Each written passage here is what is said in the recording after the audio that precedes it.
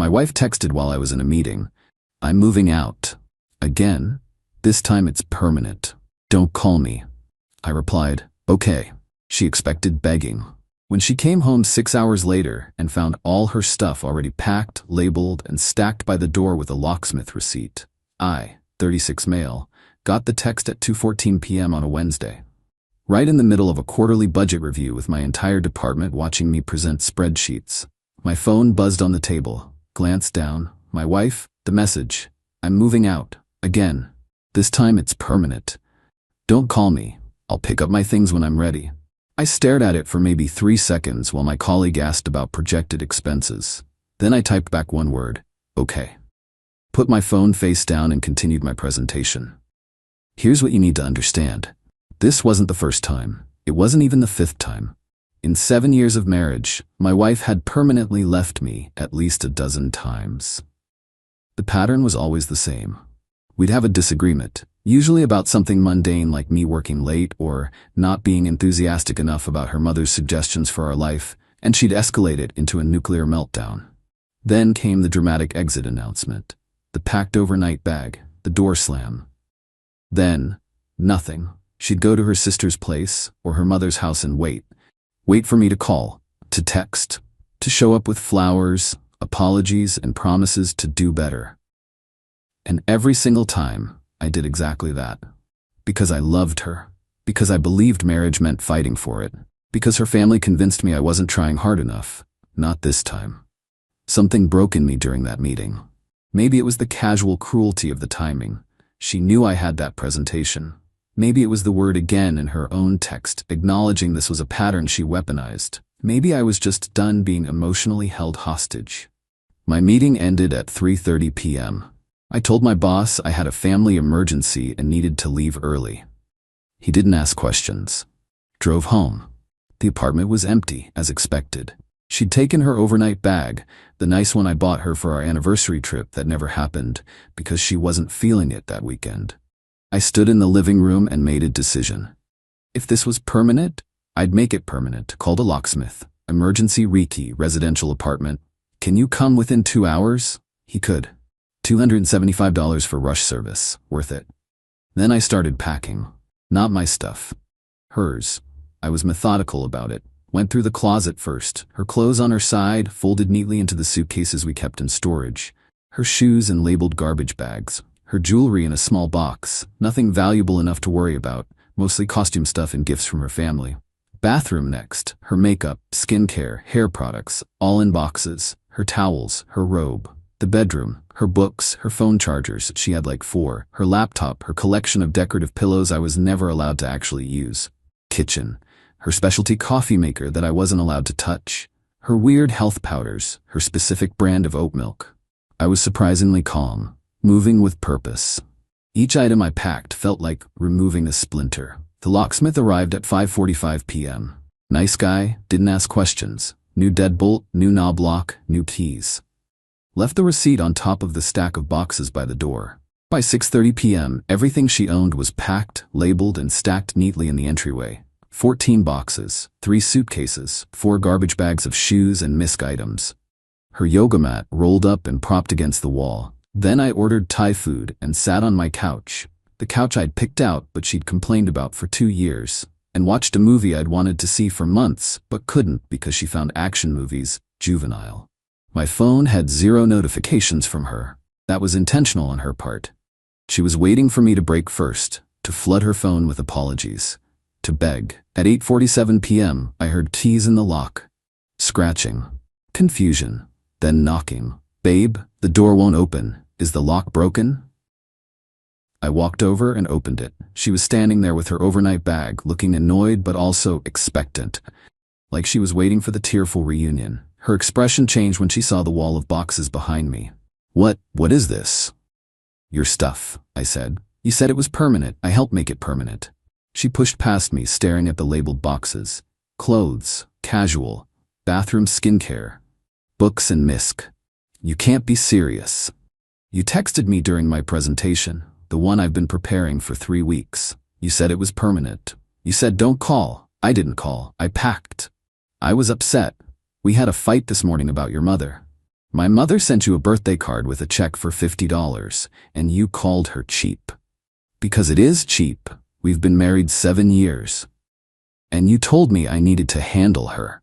Then when I said my mother's gift was fine and I wasn't going to start a fight over $50, you decided our marriage was over. She opened one of the boxes, saw her sweaters, started to look genuinely panicked. I didn't mean, you know I get emotional, you always come get me, that's how this works. No, that's how it worked. Past tense. So what, you're just done, after 7 years? I felt exhausted just looking at her. You've threatened to leave me more times than I can count. Every time I don't perform exactly how you want, you run to your sisters and wait for me to grovel. I'm tired. I'm done groveling. You changed the locks? Are you insane? This is my apartment too. Lease is in my name only. Has been since the beginning because your credit was too low when we moved in. Yeah, I'd checked on that before calling the locksmith. She went quiet. Then? You planned this. No, I responded to your text, finally. Her face cycled through emotions, shock, anger, tears starting to form. The tears usually worked. I don't have anywhere to go. You said you were moving out. That implies you had somewhere in mind. I was going to my sister's, but I was coming back. I always come back. And I always take you back. Not this time. She grabbed my arm. Please, I'm sorry, I was angry. You know how I get. Yeah, I do. That's the problem. We can go to counseling. I'll change. You've said that before. After the incident at my company holiday party. After you threw my phone during the argument about the vacation. After you screamed at my best friend's wife for suggesting we get separate checks at dinner. I pulled my arm back gently. The cycle is exhausting, and I'm done. So that's it? You're throwing away our marriage because I sent one text? You sent hundreds of texts like that over 7 years. This is just the first time I believed you. She stood there, tears streaming now, looking at the boxes. Her whole life with me, reduced to labeled containers. I don't have anywhere. Call your sister, call your mom, you have options, just not here. She grabbed 2 suitcases, struggling with the weight, and left without another word. Didn't take the boxes. I expected she'd be back for those. That night, I slept better than I had in months. Update 1. 4 days later. The initial confrontation was just the appetizer. The entitlement buffet came later. Day 2, her sister showed up. I was leaving for work when I found her pounding on my door at 7:30 a.m. What did you do to her? Good morning to you too. She's been crying for 2 days. She can't eat. You just threw her out like garbage. She texted me saying the marriage was over. I took her at her word. Her sister's face was pure contempt. She was venting. Everyone vents. You don't actually end things because someone says mean stuff when they're upset. How many times has she pulled this exactly?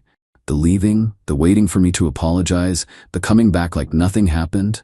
That's just how she processes things. You know she had a difficult childhood. And I've spent 7 years tiptoeing around it. I'm done. You're a coward. A real man would fight for his marriage. A real man stops when he realizes he's the only one fighting. She stormed off. 20 minutes later, my phone started blowing up. Texts from numbers I didn't recognize. Her family, apparently. The messages ranged from, "How could you?" to "You'll regret this," to one creative one that just said, "Small D energy." I blocked them all. At work, I got a call from reception. Someone was here to see me. I went down and found her mother in the lobby, clutching tissues, looking like I'd murdered her firstborn. She told me everything, how you threw her things in trash bags, labeled garbage bags. For shoes, everything else was in boxes. How you changed the locks without warning. She told me the marriage was over. The locks are for my security.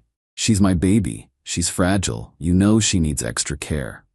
With respect, she's 34 years old, and she uses that fragility to control everyone around her, including me, for 7 years.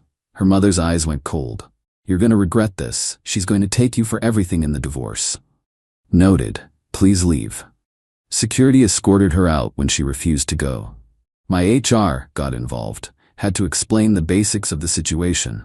They were understanding, told me to document any further workplace visits. That evening, I came home to find 3 voicemails from a number I didn't recognize. Her cousin, apparently calling me a manipulative narcissist who finally showed his true colors.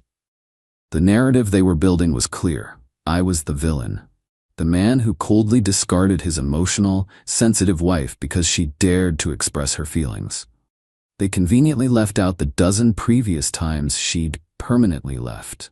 The constant threats, the tantrums when I didn't comply with whatever demands she had that week. Day 3 brought a new development. I got an email from a lawyer. Not her lawyer, apparently she couldn't afford one, but a family friend who was an attorney and was concerned about the treatment of a vulnerable woman. The email demanded I immediately return all her property, including items I'd illegally retained, and warned that any attempt to dispose of her belongings would result in criminal charges. My buddy from college is actually a divorce attorney. Forwarded him the email. His response: "This is hilarious. They have no case. She's not on the lease, you packed her stuff carefully, and you didn't dispose of anything. They're trying to scare you." He helped me draft a response. Polite, professional. Stated that all her belongings were available for pickup at a mutually agreed upon time, that I had disposed of nothing, and that future communication should go through proper legal channels. Day 4, she showed up. Not alone. She brought her mother, her sister, and some guy I didn't recognize. Tall, muscular, clearly there for intimidation. I opened the door but kept the chain on. "Who's the dude?" "My cousin. He's here to make sure you don't try anything." "Try what?" "I'm 5'10" and I work in accounting." The cousin stepped forward. "Just give her her stuff, man. Don't make this harder than it needs to be. Her stuff is right there." I pointed to the boxes still stacked in the entryway. "I'll open the door. You can take it, but nobody's coming past the entryway. This is her home. It's my apartment. Her name is on nothing. The lease, the utilities, the deposit, all mine. Want to verify? I have paperwork."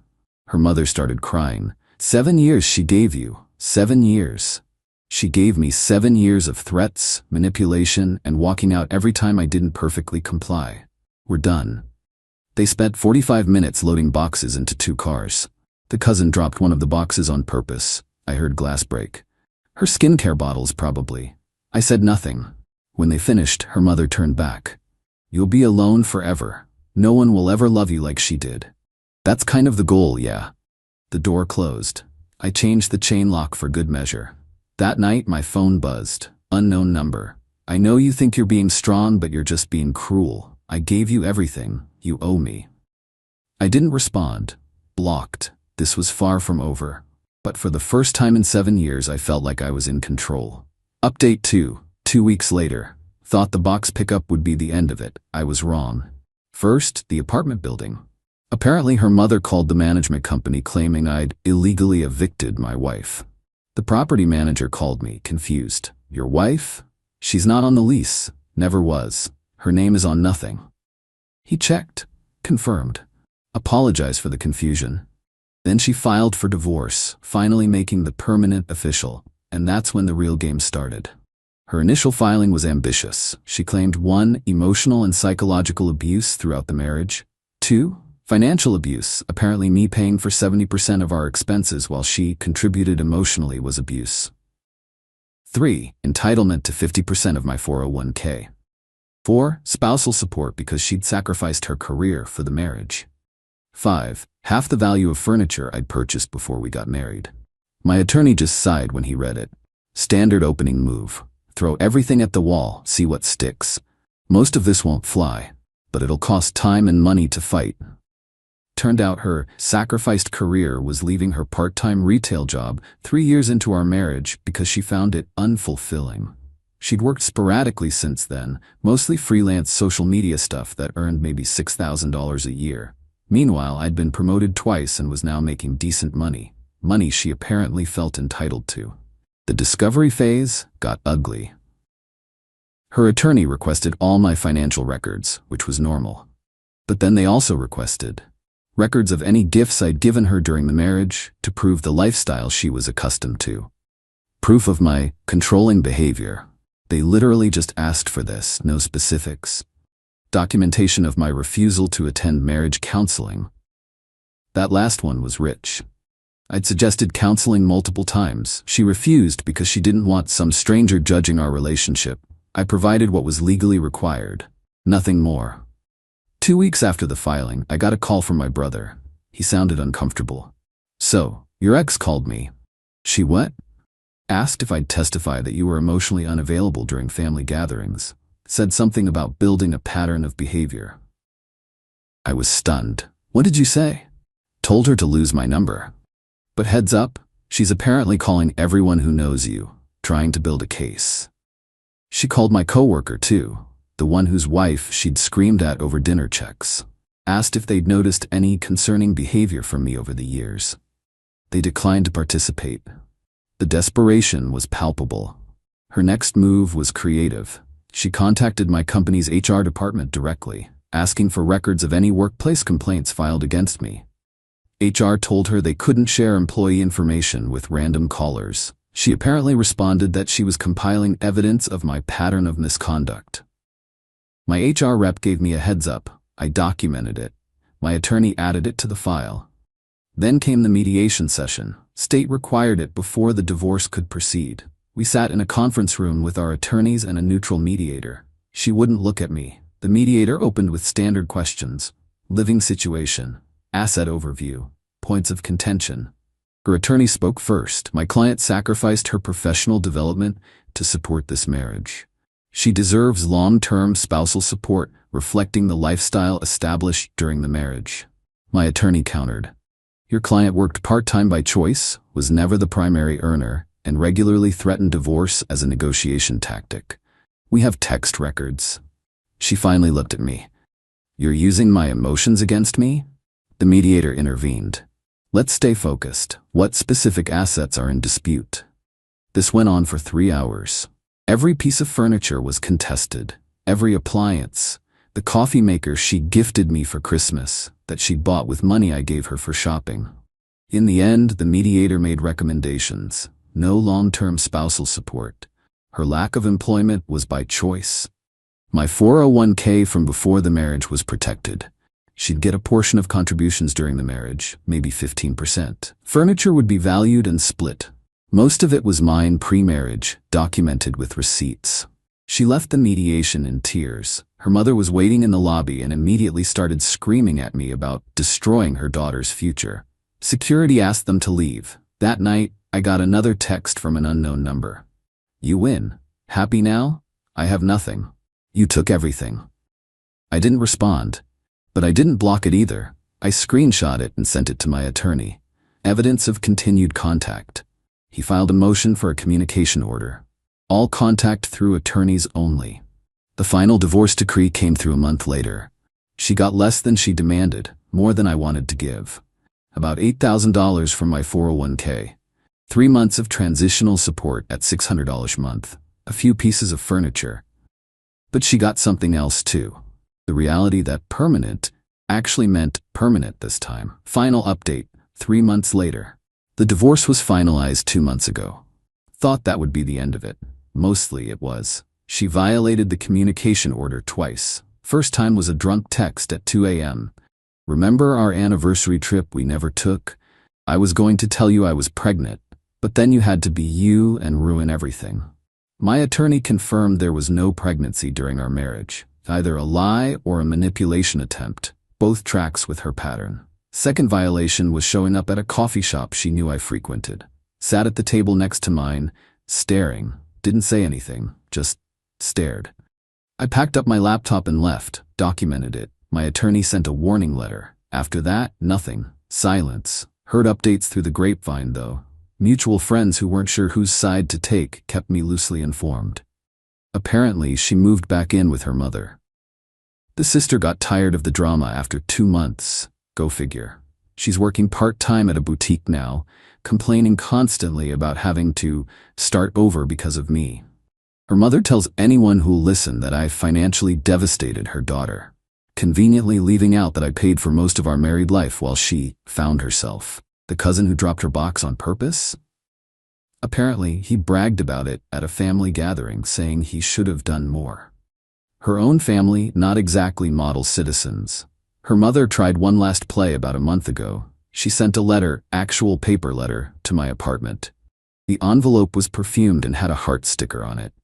Inside was a handwritten note. She's still willing to work things out. True love means forgiveness.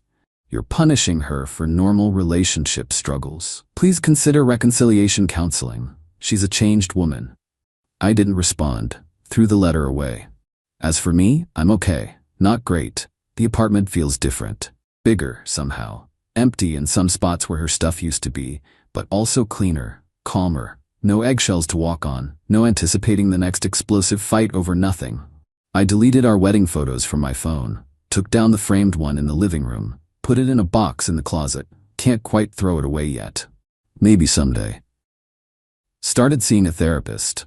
Not because I'm broken, well, maybe a little, but because I spent 7 years accepting treatment that no one should accept.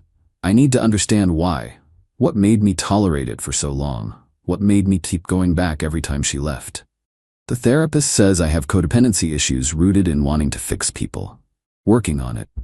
My friends have been solid. The ones who knew her saw through her pretty quickly once the divorce started. The ones who didn't know her well believed her story for a while but eventually came around when they heard the details. No new relationship on the horizon. Not looking. Need to figure myself out first. The financial hit hurt, but I'm recovering. The $8,000 from the 401k stings. The $1,800 in transitional support stings. The legal fees, almost $6,000, definitely sting. But the peace? That's priceless.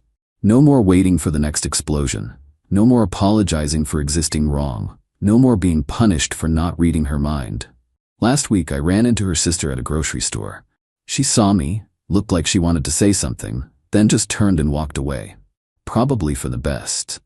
The only thing I regret is not doing this sooner. All those years of fighting for my marriage, when really I was just enabling her to treat me like garbage without consequences. One text changed everything, not hers, mine. That one word, okay. For 7 years I said, please don't go. I'll do better. What can I change? One okay was all it took to end the cycle. She expected begging, she got boxes by the door, and honestly, that's the most satisfying thing I've ever done. To anyone in a similar situation, trust yourself. When someone shows you who they are through repeated behavior, believe them. And when they threaten to leave for the 100th time, sometimes the healthiest thing you can do is hold the door open. Anyway, that's my story. Time to close this chapter and figure out what comes next. P.S. The locksmith receipt I left on the boxes, she apparently kept it. Her mother mentioned it in her letter, saying it was evidence of premeditation. My attorney laughed. It's a receipt for a lock change, not exactly a smoking gun. Cool? Cool.